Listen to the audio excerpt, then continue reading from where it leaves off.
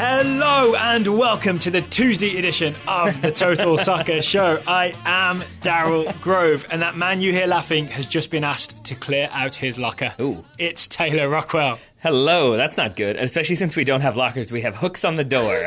I will close out my hook on the door, I guess. Do you know what that's in reference to? I do indeed. It's a reference to Mr. Bastian Schweinsteiger, who's not having a great week, despite it being his birthday week, it seems. Is that right? Yes. Well, he has that in common with you. Indeed. It's your birthday today. It Happy sure birthday, is. Taylor Rockwell. Thank you, buddy. Not a good week for Bastian Schweinsteiger. It was reported in Bild that he was, quote, asked to clear out his locker, which means he is on the way out of Manchester United. Right. I mean, you're a Manchester United fan. How has this happened? It's a little bit shrouded in mystery. So it starts with when United go to Sweden to play Galatasaray. Is this a pre-season friendly? Yes, he is not included in that squad. I think the reason for that was because he was on his honeymoon or maybe had just gotten married. I'm not sure which one. Didn't he also play in Euro 2016? Doesn't he get some time off after that? So he wasn't included, and I think it was sort of like the story came out as like, oh, he hasn't been included, it's a big deal. And then he was like, no, I'm on vacation. And then it was like, no, it's kind of a big deal. We don't want you in the squad. It's basically, it seems like how that narrative went. And then it became, and also clear out your locker. So is this just Jose Mourinho doesn't want Schweinsteiger to be part of his squad and therefore he's on the move? I think if you're going to go with the Man United story, the kind of pro-Man United spin, it seems like it was Mourinho said, like, look, I want to play a certain way. I've got all these other central midfielders. You don't fit the system, so we're going to let you continue to train with the reserves, still not that great, until we can find you a new club.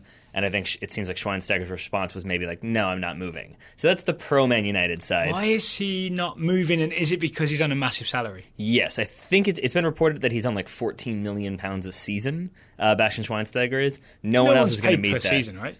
I think it's like the way his wage structure works in terms of what he's paid a week. Right. It averages out to that, Okay. which is like twice what Mesut Ozil is paid by comparison, twice what Manuel Neuer is paid as well, if you want to go with those numbers. So it might be that. It might just also be that he didn't have a very good first season. He was injured a lot of the time. Maybe he feels like he's found his form again. Maybe he wants to fight for his place in the team. Yeah. I have two different theories on this. Oh, no. No, they're not really conspiratorial. Okay. Well, one's kind of a conspiratorial. One is... Do I need to call Buzz Aldrin? You do not. One is just that, I mean, he's at this point 32. He doesn't fit with what the new manager wants to do. So I think it wouldn't be as big of a story if it weren't Bastian Schweinsteiger, who is this legend for Bayern Munich and for Germany. Right, if he was some sort of no-mark 32-year-old midfielder, who was on his way, it's not a big deal. Yeah, and you know... It's a World Cup winning German midfielder of high profile. Yes, Yeah. and the fact that it was the first German, I think, that I can recall to play for Manchester United. It's a big deal. He was brought in with all this fanfare, and then all of a sudden to have him leave, I think has left a lot of fans feeling not great about it. It's also, isn't he kind of a symbol of the Louis van Gaal era? Because he's such a Louis van Gaal player, right? Yes. Van Gaal loved him from Bayern. That's why he wanted him to bring him over. Right. So almost getting rid of Schweinsteiger is like sweeping away the past. Well, it's like throwing out all the clothes that your girlfriend brought you when you break up. And that's what I want to get to, my second point, because I think you're right. I think that maybe there is a little bit of, how should I say, like... New broom? Yeah, exactly. It's sort of trying to lay down the hammer early from Jose Mourinho. That it's sort of, here's this huge player with this massive international reputation who's beloved by both Man United and Bayern fans. Yeah.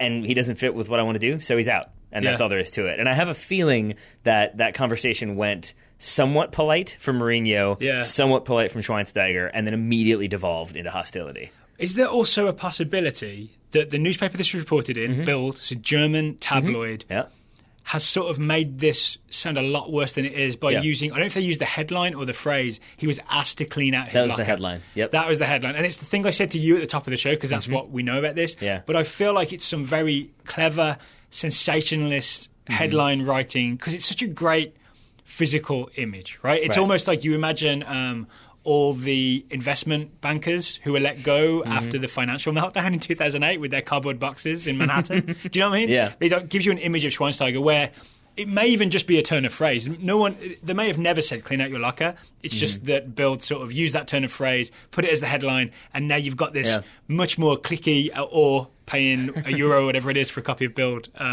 story. Right. And I think that's a possibility, but there is also the possibility that if he's being told, train with the reserves, train with the U21s, then maybe you have to go to a different locker room to do that. And so it is, you're not involved in the first team training sessions anymore, so you don't need to be here. But that's what they did. Did you see the photo of Balotelli with the Liverpool, I think, youth team? It might be the under-21s or the under-18s. No. They're all in the locker room after practice, and it's these kids and Balotelli in the middle with his shirt off doing like, hey. Exactly. Yeah. But, I mean, this is what happened with Victor Valdez at Man United last season with Louis van Gaal, where it became that he wasn't allowed to be in the facility when the first team was there. So that's intense. Yeah, things seem to get ratcheted up a little bit at Old Trafford and Carrington.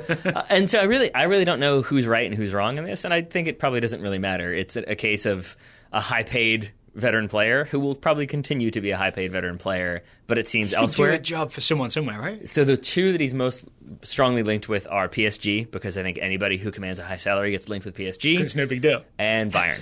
There's some rumor that maybe he would go back to Bayern. I think probably that would be a pay cut, and maybe that's where he would accept a pay cut to go back to Bayern Munich to play under Ancelotti. But Bayern Munich themselves have a decent stockpile of midfielders, as do PSG. They're doing just fine. Right. So there's actually been a theory, this is my final thing, there's actually been a theory that it's Schweinsteiger goes to PSG, Matuidi goes to Juve, Pogba goes to Man United. And you've got like this weird triangle of player movement. The midfielder carousel. Exactly. All right, so later on today's show, we'll be doing scouting reports. We've had some more come in since yesterday. We've had many come in since yesterday. Scouting network is active. It is lighting up. You're going to talk to Steph Young later in the show. She writes for Stars and Stripes FC. We're essentially... As I understand it, we had a US Women's National Team Olympics preview yesterday, and you're going to run our opinions by Steph Young, who knows more than us, to see where we're right and where we're wrong and what she thinks. Yeah, and is that right? Spoiler alert, scathing in her criticism of what Daryl Grove said. very much agreed with everything I said. That's not true. So I haven't heard this interview. It's been recorded. I'm now scared to listen to it. If you want to hear more of us on the Total Soccer Show, Taylor made an appearance on Cincinnati, the Soccer Talk podcast. Yes. Cincinnati Soccer Talk podcast. Yeah, I did. Which was published yesterday. You can find that in iTunes. Taylor talking a little about the Kickers Cincinnati rivalry and John Harkes and Lee Cowlishaw's roles in that. Bad blood. And also a little bit about the history of the Total Soccer Show. Yeah, if you can't get enough Taylor Rockwell in your life. Yeah, you're going to hear a little bit about the Total Soccer Show there and a little bit when we get to our advertiser today. But before we do that, we've got a question to get to, Mr. Grove. Yes, a listener question which we received a couple of weeks ago, but it was too good not to answer. Not quite good enough to keep on the table, though. Taylor's piece of paper just fell off. You got it back, buddy? I got it back. We're good to go. It is from Dan Osterhout. He emailed us to us, contact@totalsoccershow.com. Dan says, I meant to ask this before the ESPN FC article came out. Sure you did. He did. But do you think, with guys like Brooks and Pulisic, this is the start of a golden generation for the US men's national team? Or have we already had one? Or do golden generations not happen at the US's level? We also received a similar question from Josh Strecker.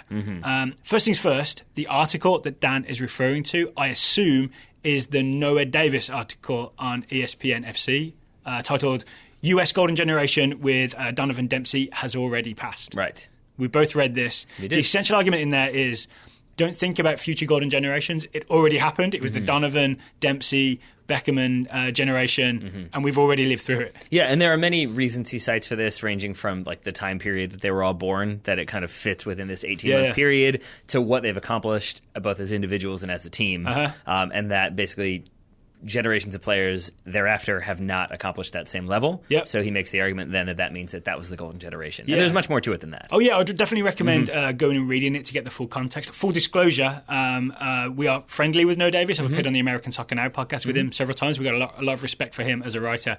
But what's interesting to me is we'd never talked about golden generations in the US pretty much before this story came about. So this is why I really like Dan's question. I think the core of the question is the Brooks and Pulisic generation, which is the generation that's just coming into US national team prominence now, is that a golden generation, or is the Donovan Dempsey generation the golden generation, as Noah Davis says in his article, or do golden generations not exist at a team at the US's level, meaning not, Brazil, Italy, France level?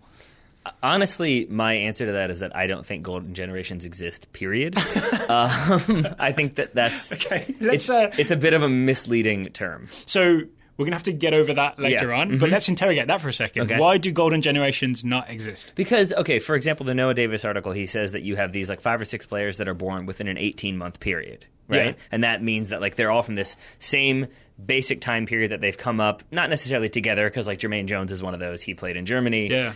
But that's his point, These are guys in their mid to early 30s right now, like Dempsey's age. But then you look at, I think you discovered the Golden Generation Wikipedia page. Yeah. And if you look at some of those, like they list Chile's Golden Generation as ongoing, but it started in 2007. Mm-hmm. The England Golden Generation was like 8, 9, 10 years of a period.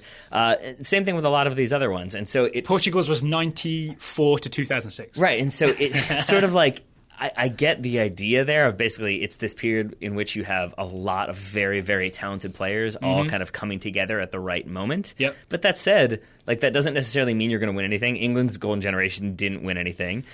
That's a weird argument there, because you can say that the golden generation people think about with England is early 2000s. It's David Beckham, it's Frank Lampard, it's Steven Gerrard, Paul Scholes, Michael Owen, Rio Ferdinand, John Terry. It's a lot of big names. And you think they underachieved, but they usually made the quarterfinals. And you look at the current England generation and they're bottom of the World Cup group, knocked out by Iceland in the round of 16. So maybe the golden generation is just it manages to get to quarterfinals. Right. And so maybe it's too strong to say I don't think it exists, but I think it is a far too commonly used term when it doesn't necessarily apply. It's the group of death. Yes. Right? You know how every tournament everybody picks a group of death? Right. All they mean is this is a tough-looking group. Yeah. This group has a lot of good teams in it. And it used to mean, one team who would always expect to qualify, like always expect to go to the next stage, like, say, Argentina, someone's going to miss out and not go through. Yeah. You know what I mean? Now you just choose whatever. And I think Golden Generations may be the same thing. Anytime you get 3 or 4 good players playing together, like, Golden Generation. It's the newest golden. It's the most golden. Yeah. The goldenest. And actually, I was going to say, in that Noah Davis article, he reaches out to Brian Sciaretta, also of American Soccer Now, who we've had on the show as well. Yeah. And Sciaretta disagrees and essentially says, I think, number one, he disagrees that the U.S. has already had their golden generation, and he says that because, number one, a golden generation is a group that reaches this like transcendent peak at the same time period. He doesn't think the U.S. has done that. But he also makes the point that it's not necessarily a good thing because it implies that there's a drop-off in talent afterwards, and it's more important to have just kind of a consistent pipeline. So I think I agree with that first part, because I would say like that Hungary team that kind of came out of nowhere in 1950 to 56, I think. So it's a 6-year one in the Golden Generation window. But then since kind of fell off, like that makes sense to me. And so all that is to say that I think Golden Generation... Until the Kleinheiser generation came in. Exactly. But yeah, I see.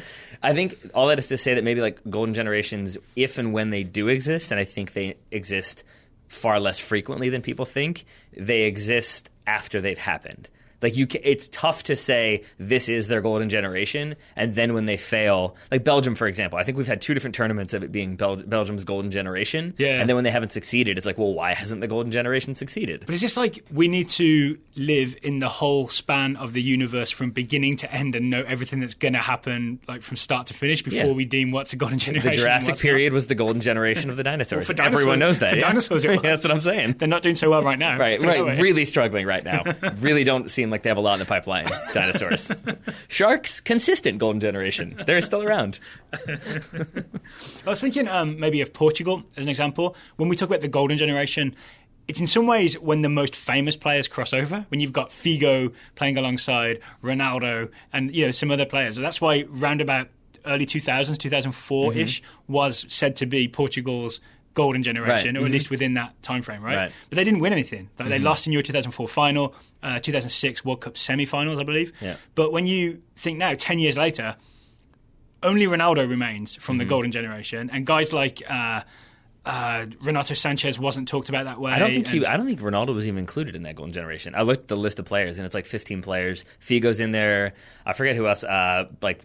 Deco should be one of those guys. I can't remember who else is in there, actually, now that I think about it. But I don't think it was Ronaldo. Big net, Rui Costa, definitely. Rui Costa, the playmaker. But what I'm saying is those guys were more famous. They didn't win anything. The Portugal team we just watched win Euro 2016 really only had Cristiano Ronaldo as a full-on famous soccer player. Right. Right? Yeah. No one was talking about Silva, the central midfielder, beforehand. Yeah. No, it's true. So maybe that's the thing, is like I tend to see it as a results-driven enterprise when like if you have this amazing group of players who come together do something unexpected. And that doesn't necessarily mean that they have to be, I guess in my mind, like transcendent. But when it's a group of players that play really well together, that are better than those that came before them and accomplish something great, maybe then they become a golden generation. But isn't that the 2002 World Cup golden generation for the US then? Because made the quarterfinals of the World Cup, got everybody excited, had young Landon Donovan, young DeMarcus Beasley, who had both done well in youth tournaments. Maybe, but I have to say, maybe this is just me being an optimist, but I like to think that there will come a time when the United States is not looking at, we made it to the quarterfinals as the end-all, be-all of our World Cup performances. Well, what's more expensive than gold? I think you'll have to go... Platinum? Maybe. Yeah. Triple platinum? Who knows? Who knows these things? So with that, I think it's tough to say, because we have the scouting network, and we've seen young players who, Freddie Adu is going to be the next big thing, and then nothing happens. Well, scouting network wasn't around back then. Well, that would have been a depressing assignment. It's tough to anoint someone a golden generation when they're 16, 17, 18, and you don't know how they're going to grow, how they're going to develop, if they're going to grow and develop. And then, this is why you're saying you don't know until it's after it's happened, right? Mm-hmm. Which I guess is kind of Noah Davis's argument. Right. You don't know what you've got till it's gone. Can I also add that I feel like we're going to hear from some people? I think the Cretaceous period was the golden generation of dinosaurs, but I'm not sure. All I know is it's not now. Yes, it is definitely not. How about to the last part of Dan's question, do golden generations not happen at the US's level?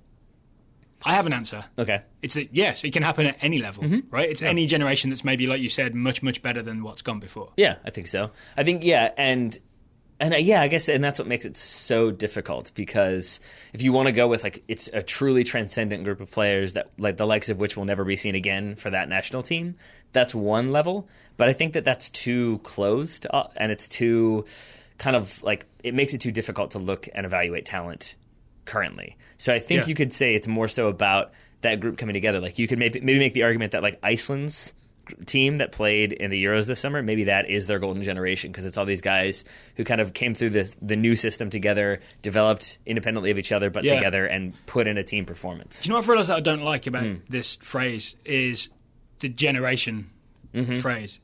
Really, when you look at any national team, you've always got the young guys, the sort of middle career guys, like guys who are 26 or so, and you've got some of the older guys who are 30 plus. Yeah. Those are three different generations, but that's the team. So it should just be golden team. Because even that's the way to do it. You're right. In Dan's example, Brooks and Pulisic, Brooks is 23, Pulisic is still 17. Yep. Right? There's a 6-year age gap between those guys. Right? Yeah. So they're not necessarily the same generation. I like this a lot. So we can go with golden teams. Yeah. And I like that, because it also allows for plurals. Because I feel like if you have one golden generation, it doesn't matter like when. If you have one golden generation, you kind of can't have another. Or they like have to feud, and then you get 8 million different articles about which one would win. Well, I know one thing about gold, it's about supply and demand, right? The more there is of it available, the less valuable it is. There we are. All right. Well, can we then talk about just the idea that there's Brooks and Pulisic golden team possibility? Are we on the verge of that? Well, you've got the list in front of you, right, of the players who are kind of in that same age range, right? I do now. We went through together. We made the list. What you got? Well, you got Miazga, Morris, Hindman, Julian Green, potentially, score of a hat-trick, Gideon Zeller-Lem, and John Brooks, DeAndre Yedlin, Bobby Wood, CCV coming through. And then Pulisic, I don't know if this is just that we have researched more US youth players than we ever have done, and so therefore we're just more excited about more players. Yeah. And again, we don't know till it's happened. That's true. That's the answer. That's the answer to the question. Yes. We don't know till it's happened. I agree. Dan, we hope we circuitously answered your question. We do. If anyone else has questions for us, we have a little stockpile of questions. So we're going to try and answer one a day. Email them to contact@totalsoccershow.com. Yes, sir. Before we play your interview with Steph Young, where apparently she'll be very annoyed with some of my opinions about the US Women's National Team. We have a sponsor on today's show, Taylor. We do. Today's show is brought to you by Just Coffee Co-op, providers of 100% fair trade, shade-grown, certified organic, award-winning coffee. So Just Coffee Co-op were sponsors in the past. They sponsored some of our Rebel broadcasts back in the day. But we sort of have a very close relationship with Just Coffee. Yes, we do. I mean, it starts going back to Moetta, Mike Moon, who's been a listener to the show since, I think before the 2014 World Cup. Yeah, definitely during. Definitely during, for sure. He works for Just Coffee Co-op, which means he is, I think, one of the owners. Is how it works. It's worker-owned, right? And he got in touch with us essentially saying, I think even before he approached us about working with Just Coffee, and just saying, like, I think that you guys could really utilize your listener base to advertise on the show. Is that a fair way of putting it? And he sort of suggested that we take listener donations, which sort of led to the Scouting Network, which led to this office, which led to us doing more shows, which led to some more advertising. Which led to the need for coffee. Yeah. It all comes full circle. Yeah. Definitely the last 2 months led to the need for coffee. Right. Yeah, and so it was cool because it was kind of like he has been symbolic of our kind of growing community is, I guess, the best way to put it, and the interactive nature of that community, which is something that I think you and I are both very proud of and thankful for, even if it means getting 400 scouting reports in a day. It just means that the Scouting Network is working because the players are doing stuff. And that's why we're really excited for this episode to be sponsored by Just Coffee Co-op. Right. So they're based out of Madison, Wisconsin. As we said, they're worker-owned. Basically, you can get any type of coffee you want. They have a whole huge variety of decaf. They've got other podcast-sponsored types of coffee. It's a Marin one, I think. Yeah. But the big thing, as I said, it's organic, shade-grown, fair trade. It's all roasted in small batches, so you don't get mass-produced coffee. You get very individual flavors. Yeah, my understanding is they work with farmers, and they do it on a fair trade basis. Right. They buy the coffee and then sell it to the public. So you're not getting any sort of commercially mass-produced coffee here. You're getting it from specific farmers, and it'll tell you on the label where your coffee has come from. And with that, it's also nice because with the mass production, you sometimes have to do minimums, maximums, whatever. In this situation, there are no minimum orders. You basically just order online. One, right? Yeah, exactly. Yeah, I mean, you have to order something. You're not ordering. Give me one bean. Order online. You get your coffee shipped for free, which is a very nice feature. And again, the variety that they have is very nice. You and I have sampled a couple different ones. Oh, yeah. All of them quite tasty. You can get 10% off if you order from their website, Just Coffee Co-op, which is justcoffee.coop.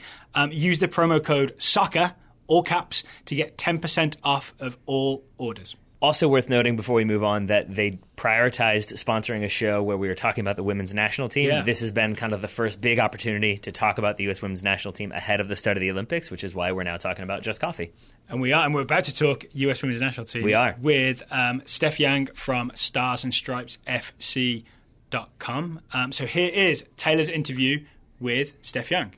Joining me on the line, I've got Steph Yang. She writes for Stars and Stripes FC and the Bent Musket. Steph, thanks so much for joining me today. Hi, thanks for having me on. Yeah. So I wanted to talk to you first off. I know you've got those two sites where you're doing excellent work for, I guess, regarding the U.S. women's national team. I've enjoyed reading everything. But I also wanted to talk to you about your podcast. Fellow podcasters are always welcome, always appreciated. So it's what, Two Drunk Fans is the name of your show? Two Drunk Fans. Mm-hmm. And how did that come about? About 2 years ago, I was meeting up with a friend at a women's national team game in Frisco in Texas. I think we were playing New Zealand, actually. And we decided to just record for about 30, 45 minutes in a bar. And it kind of started as a gag. But a couple people told us they actually did like it. So we just kept going, and we haven't stopped since. How does recording in a bar work? Because Daryl and I have thought about doing that as well. And we were concerned about noise and people yelling in the background. Or is that part of the ambiance? It's part of the ambiance. And it wasn't that bad. If you kind of seclude yourself in a corner and you look like two little weird gremlins being antisocial by yourself, then you can usually find a place that's quiet enough for you to hear yourselves talk. All right. Well, so maybe we'll do that as well. So just look like scary gremlins. Got it. Yeah, antisocial gremlins. Okay, perfect. There we are. Well, I also wanted to talk to you about the women's national team. The Olympics for the women are starting tomorrow. We're very excited about that. And Daryl and I just did our big preview of the team as a whole, not necessarily of the teams they're going to be facing. So hopefully maybe you can fill in some gaps there. But the first thing I wanted to ask you about was this team in general, because it is obviously fairly different than the one from the 2015 World Cup, at least in terms of the names on the roster. But I'm inclined to say that this is a stronger team, and I'm wondering if you think that's fair or if you would disagree. I think it's definitely a stronger team.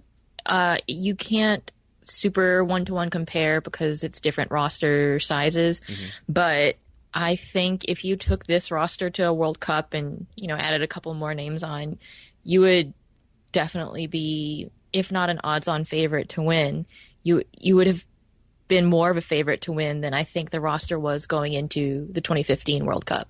And who are some of the names on there that you think make that difference, that you're really excited to see included? I think one big one is Mallory Pugh. I think you're going to hear her name over and over and over again throughout this tournament This is going to be her big debut. She only has like 11 or 12 caps, I think, so far for the national team. But she's already made a huge impact. She's got like 7 assists in those games. And she's really, really composed, not just for her age. She's 18, but like among the world's top players, she just has a composure that it's sometimes hard to find in front of net. Yeah, we were talking about that with her, just that it seems like she hasn't had any of those butterflies. She hasn't had any of those, like, well, I'm playing against these people that I've idolized my whole life. It's just sort of like, yeah, this is where I'm supposed to be playing, and so I'm going to do the things I do and do them well. Yeah, Jill Ellis basically said she has ice water in her veins. And then Carly Lloyd gave an interview that said, yeah, Malpew is never really fazed by anything. She just works hard. And then if we compliment her on an amazing shot or a goal, she's like, yeah, I just did that. What a, She's low-key. That works. Yeah, pretty low-key. Well, actually, you mentioned that. I wanted to ask you. So you just called her Mal Pugh. I've seen in some of the articles you've written that you've called her Mal as well. Is that the situation? Is that what she prefers to go by? I think that's her general nickname. Okay. That's what we've kind of gleaned from her teammates and stuff. So then only noobs would dare to call her Mallory? I think you can call her whatever you like. Okay. You know, Mallory's probably the polite way to address her the first time. Gotcha. Are there other nicknames that you think we need to know, or is that the only one? Because it seems like she's Mal, and then the only other one that's ever really stood out to me was that it seems like everybody who covers this team a lot would refer to Abby Wambach as Abby and not Wambach. I mean, a lot of players tend to get their last name as a nickname. So Ali Krieger is Kriegs. Megan Klingenberg gets turned into Kling. Becky Sauerbrunn, I know fans will call her Brune, but I believe her nickname is Reba from Rebecca. Oh, okay. Yeah. And this is a strange question, but is part of this, like, I'm curious how it works because some of these players, you know, do change their names when they get married. Do you think that impacts their nickname, that you then have to think a new nickname, or do you think it sticks regardless of whether or not you change your name when you get married? It tends to stick. Christy Rampone used to be Christy Pierce, but people still call her Piercy. She's not become, you know, Ramponi or Rampy or something like that. So, yeah, they stick. That's good. Okay, good. She's not Rampy. Got it. Well, turning to the overall team, one thing that I'm kind of confused by is the formation that they're going to be playing.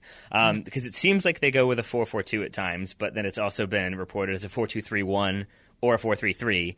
Do you think that there's one formation that best suits the team, or do you think it's like a bit more fluid and maybe the actual formation isn't as important as the execution of responsibilities?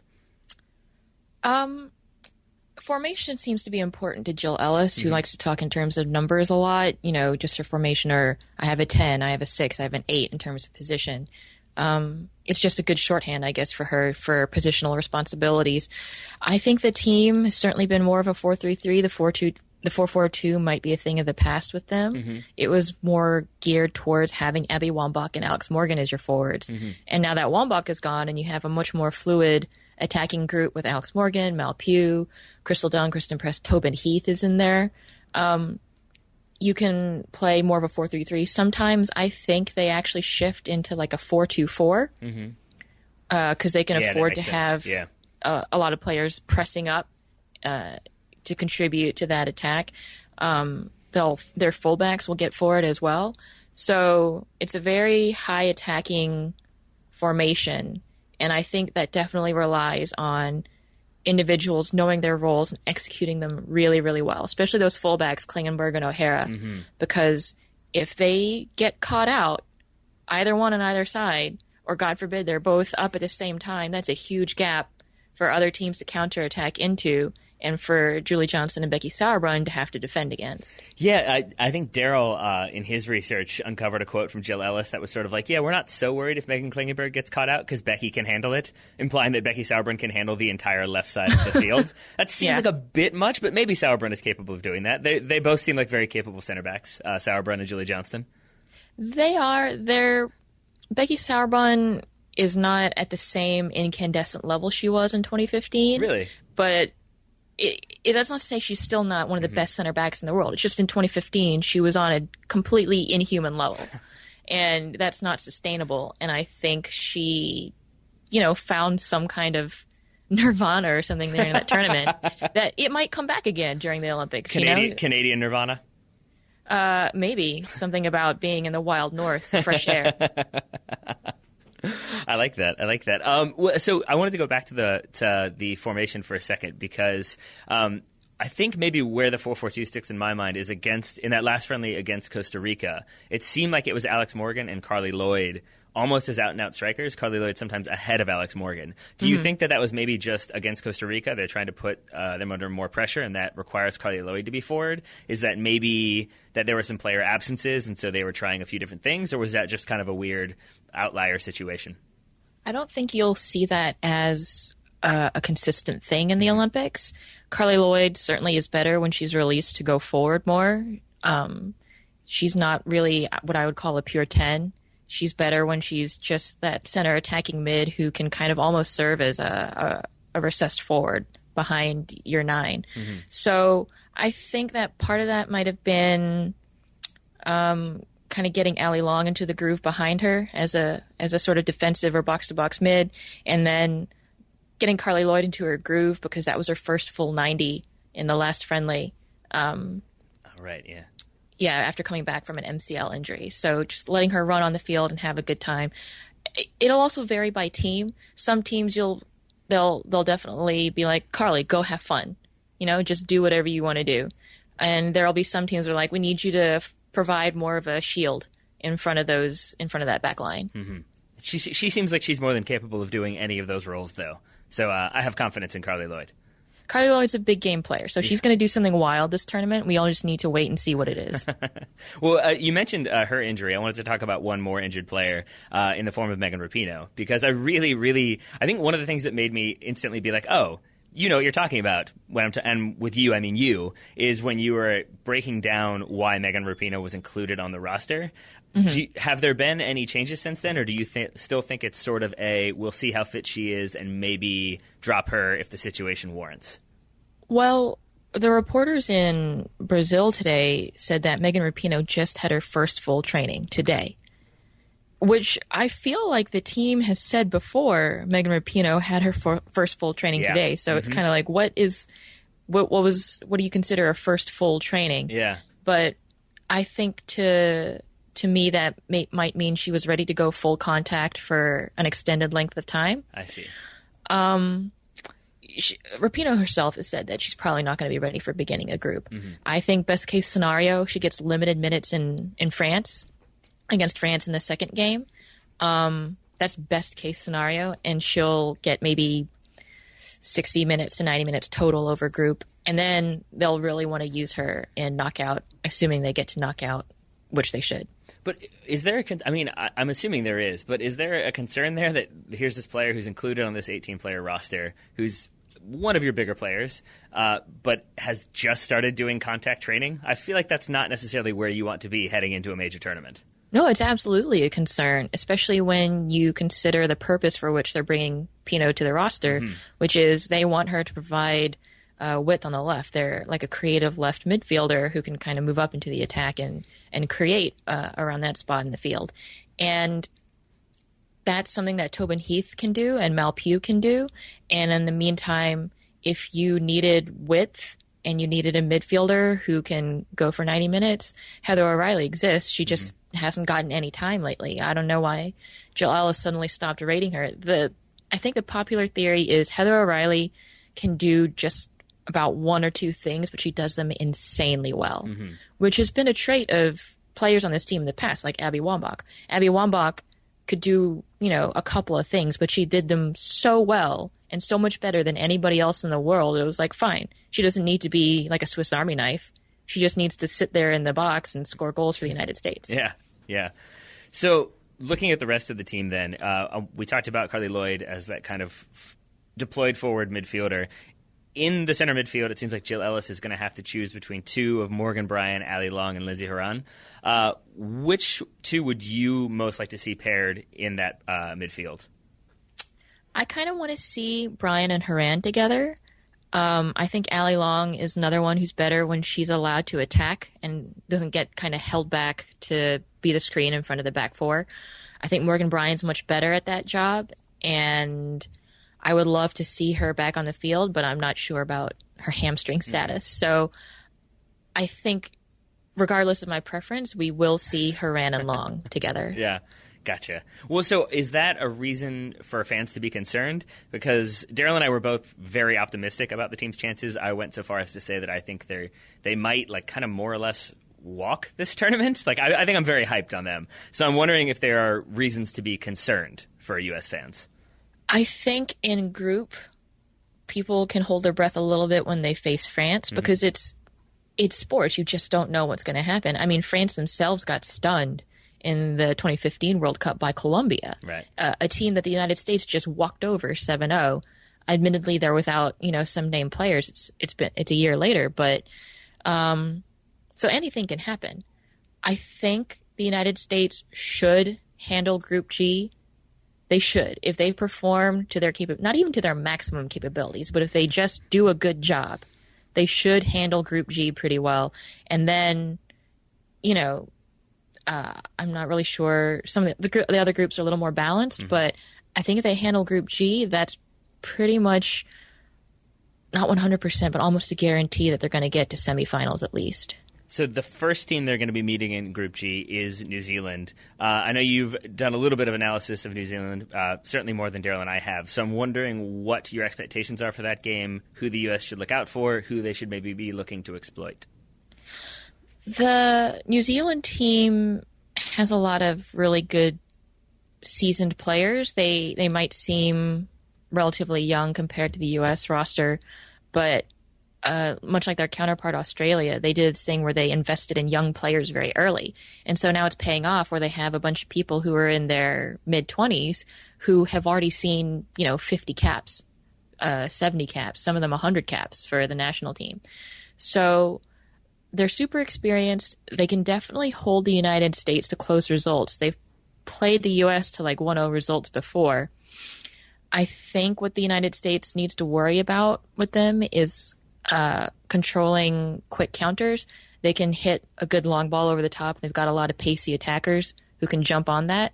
If they keep that tight, and I think they're probably much favored to control the midfield against New Zealand, they should probably be fine. Okay, so a win is expected, but it might be nervy at times. Is that a fair way to classify that first game? I would weight that much more towards the win is expected side. Yes. Gotcha. And then outside of the United States, if we're looking at the other teams in this tournament, you've got your kind of perennial favorites like Germany, obviously. I think you did a good kind of recap of the favorites and the lesser heralded teams. I think you had France in there as a favorite, but maybe not necessarily like one of the obvious contenders.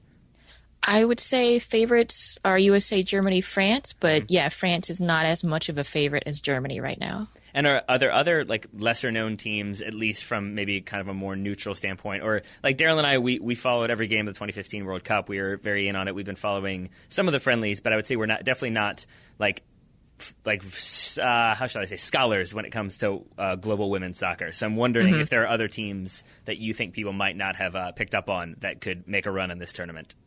I think the one team you absolutely should not sleep on in this tournament is Australia.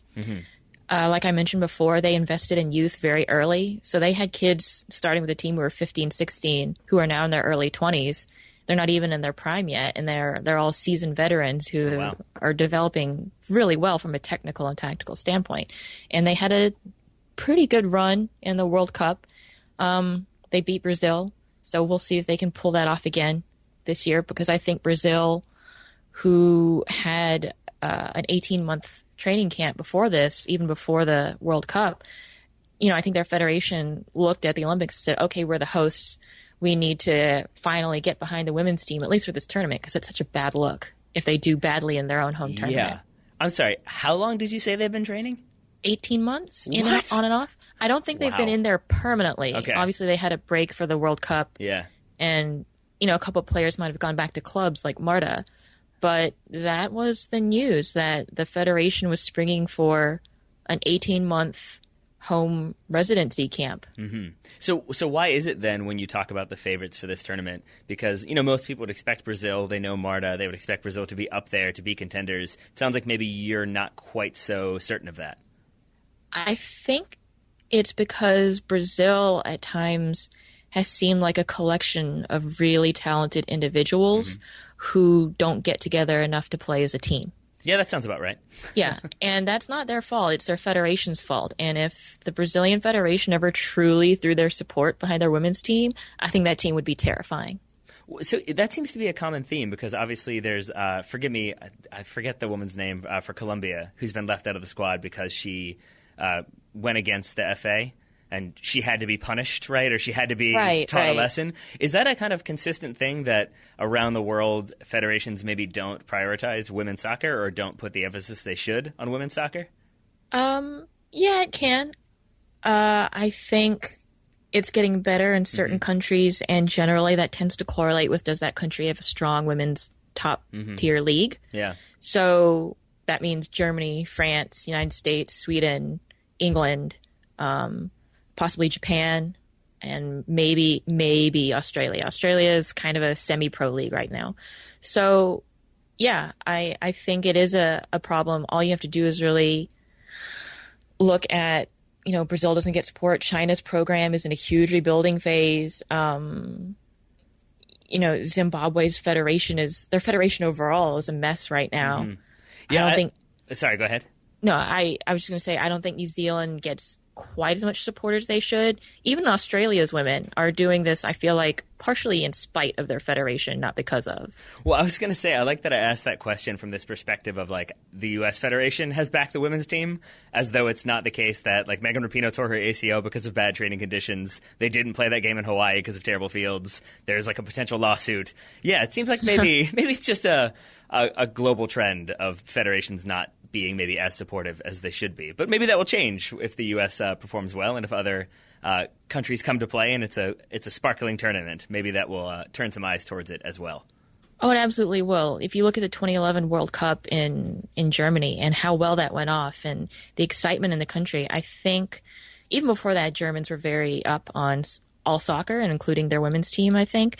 But especially after that, people have seen if you invest a little bit, because the scale of the 2011 World Cup was nowhere near the men's World Cup, but it was still, a huge affair and it looked great. If you invest a little bit, the returns are so huge in women's soccer that, it's very much worth your time to think, well, maybe we should start to put a little money, a little advertising, a little support into these teams. Mm-hmm.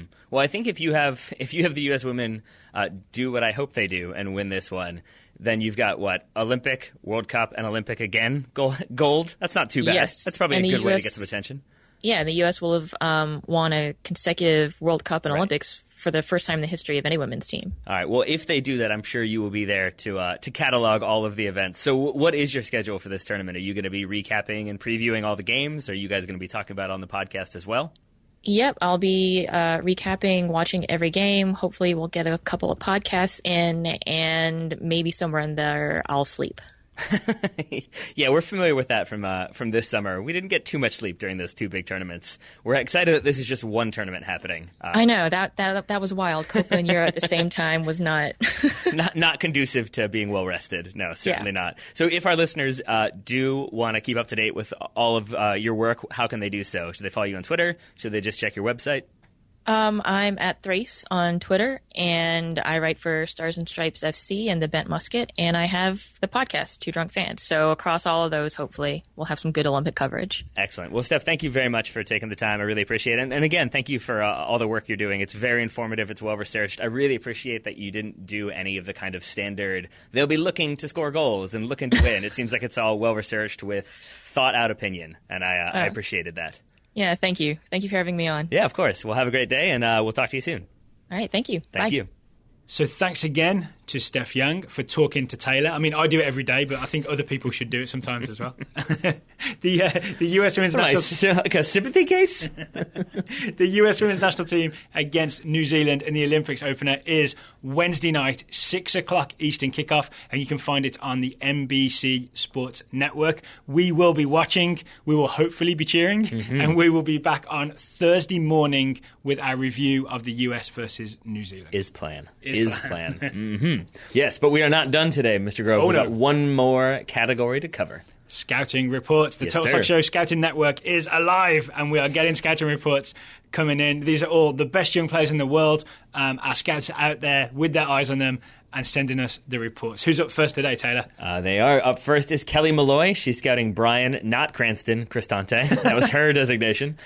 He was loaned to Pescara, who were just promoted to Serie A. Italian Football Daily described him, Cristante, as, quote, once touted as the future of Italian football. You never want to be once something good, but still, in the wise words of fake Bill Clinton, Cristante must move forward, not backward, upward, not forward, and always twirling towards freedom. And do you want to clarify what that's from for people who are confused? Don't blame me. I voted for Kodos. That's all it takes. My favorite one from that one is the never mind. We don't need to go into the Simpsons episode on the whole. Oh, you can go back to hear our whole Simpsons 11 episode, which is back. I just realized that if I start doing my favorite quotes from that show, we're in trouble. We're in trouble. So let's just move on to the next scouting report. Well, actually, I do want to talk about this idea that once the scouting network has been around for a while, there will be players who were like once touted as. Do you know what I mean? That's how it came about, if you recall, is because I was thinking randomly, as you do, about Manucho Goncalves from Angola, who played for Manchester United, and I was all excited because he looked really exciting. And I was like, I have no idea where he is now. Not every player works out. This is honestly part of the journey of being a Total Soccer Show scout, is you may get a guy or a girl who is hotly tipped to be breaking into a Premier League team, and then suddenly they're loaned out to a championship team, and suddenly they're signing with a League One team, and suddenly they're in the Faroe Islands. Or they're retired. Yeah. You know what I mean? It can really happen. So just be aware that it is a journey that you go on with your player, and there's no guarantee of success no matter how many articles The Guardian writes about your player. Right? Well said. Well said. Up next, we have the player Erdal Rakip. Did I pronounce that correctly? I think so. Turkish? I'm not sure. Oh, okay. He's Swedish. Okay. Scouted by Olaf Danelius. Olaf says, things are not going Erdal Rakip's way right now. Okay, we're on message here. Erdal Rakip is the fourth choice centre midfielder at Malmo. He's played 15 of 16 games this season, but most of those are one as a sub and two out of position, usually on the wing. Rakip was called up by Sweden's under-21 squad, but had to decline because of injury. He might have been included in the Swedish Olympic squad as well, but Malmo's policy was not to let go of their players during the season. So not ideal on the whole, but I mean at least still playing, so that's a good thing, but it sounds like maybe a move could be helpful. But who knows these things? Who's up next, Tyler? Maybe Olaf Danelius does. Up next is Tyler Dunaway, scouting Gabriel Jesus, or Jesus, depending on where he's from. Looks like Gabriel Jesus is all set for a transfer to Manchester City. However, most sources indicate he will be immediately loaned back to Palmeiras because of his inability to get a work permit. No definitive word on that. Why sign him? That's my question. Why sign him? Because you got to build up your academy base and get those young players in. That's what I said. I said this to, I forget whoever it was. Maybe it was Tyler earlier. That it seems like Pep Guardiola is doing a very good job of signing those Pep Guardiola players that 3 years from now are going to be these world-class players that he signed for $5 and $6 million and $10 million and £13 million. I've just realised that the answer is Gabriel Jesus could play for the Brazilian national team in the meantime, get enough caps, and then qualify for a work permit. Yes. Right, and then you've already got him. You bought him early, right? It's like doing your Christmas shopping in August. Are City sponsored by Nike, or are they Umbro? I can't remember what they are. Maybe there's something else. But both are owned by Nike. Okay. I can't remember who they are, but I wonder if maybe that's like a connection too. It's like City, we want that kid in there. Hey, Brazil, start playing him. I'm not touching that. Today's final scouting report is a big money one. Jay Worley says that Leroy Sané, Total Soccer Show favourite, the 20-year-old German international, has transferred from Schalke to Manchester City for a reported £37 million. Okay, so not all of Guardiola's signings are 5 to 13 million. Got it. With additional performance-related add-ons. Sané will face stiff competition for minutes at Man City, Jay Worley says, and I agree. One of the only squads where he could turn into a splendidly afroed bench ornament. Yeah. Which is a great phrase. Thank you, Jay. How many appearances would be a successful season for Leroy this year? Jay snuck a question in there. It's a good question. 16. 38 appearances. Ooh. 38 Premier League games. Let's go with that. Yeah, I'm not touching Champions League. I'm not worried about that, or FA Cup, or whatever the other one is called now. 38 appearances. I will say more than 20 appearances. He has to play more than half of the games. Feature in more than half of Premier League games. More than half is it. And I think Sané was, first choice at Schalke. I think if you move to another team and you are very much not first choice, that's a huge failure. Right. So I think 20 is the over-under on this. There we are. All right. There we are. All right. Well, thank you to everyone who sent in scouting reports. We have many more to get to this week, but we'll be able to because we have 3 more days in this week. Yeah, we do. The weeks feel a lot longer than I realised. Yep, sure are. If you would like to join the Total Soccer Show Scouting Network, you go to totalsoccershow.com/subscribe.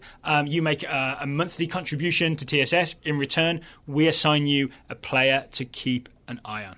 That is how it works. You can also, if you just want to support the show, you don't want to scout a player, this is a question that's been asked, you can do that. You can support the show and we won't assign you a player. We're not going to force anyone to do any work they don't want to do. Yeah, how would that look if we're just like, no, scout the player, we want weekly reports, homework style. So once again, that's totalsoccershow.com/subscribe. Taylor, thank you for taking the time to talk to me today on your birthday. Thank you, Daryl, for taking the time to talk to me on my birthday and appreciating other people for taking the time to talk to me and telling me to clear out my locker all in one show. Really appreciate it. Confusing day, right? A little bit. A lot of mixed messages going on. Listeners, thank you for listening. Thank you to Steph Young for stopping by. Which she wasn't actually here, it was over the phone, but thank you for being on the show.